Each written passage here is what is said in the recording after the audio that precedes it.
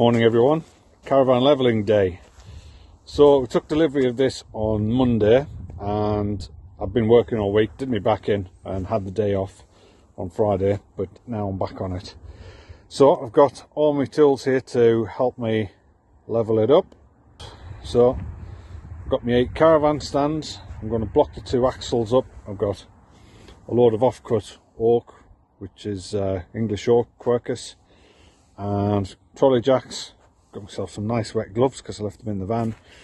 Got my levels, a few hammers, and between me and my tenacity, I've got to get these 2 axles off the ground and nice and level, so the caravan's level so it doesn't move around, and most importantly those stands at all these support points. So I've got 2 support points at each end, if you can see those little yellow stickers there. So that's where my support points are, and let's get cracking. Don't be afraid of getting dirty while you're doing this. So this is all ready to start jacking up now. I have the support posts in place. These aren't actually lifting the static, but they're rather just holding it in place for safety while I do jack it up, just in case it moves. So they're on a concrete pad at each support post, at the support point, and there's a jack either side of the wheels there on blocks. And as I lift those jacks up, I will move these support points up. You can see that one's a little bit low at the moment, so I will lift that up before I start jacking up, but the ones on the other side are pretty much ready to go.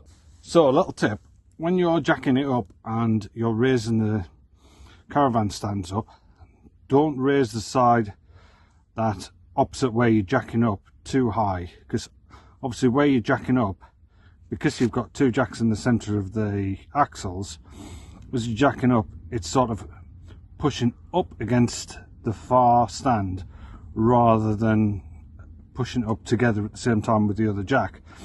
So if you release the other side, release the tension on the other side as you're jacking up, then it will let you do the work a bit easier, because I've got like a 2-ton jack here and some of it's struggling sometimes, but if I release the tension then I can get it up, and I've got it off the ground now, and so both wheels are freewheeling, which, so you know they're off the ground. The other one's the same, and so now I can start leveling it up.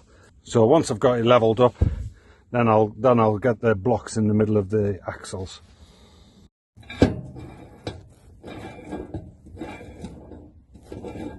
Well, it's all done. It's not completely finished, but it's blocked up. It's got the supports in, and it's pretty level across and perpendicular as well. It's got a little bit of a tweak, a couple of mil here and there across the whole thing, but I'm pretty happy with it for a day's work. And tomorrow I've got to make my racking for my solar panels, so it's going to be a busy weekend.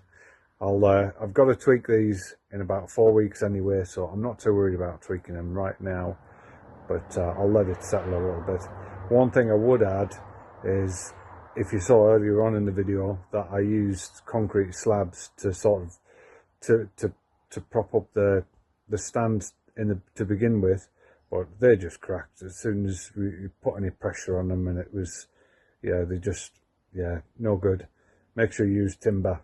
I'd recommend that. Maybe if you've got a concrete base, then it's spreading the load, but on uneven ground, I would say just use timber blocks, especially if you've got like a range of different sizes, 100 by 100, or I was using 200 by 100 sleepers, and then some 75 by 150, which is 6 by 3, if that's money. But good luck with your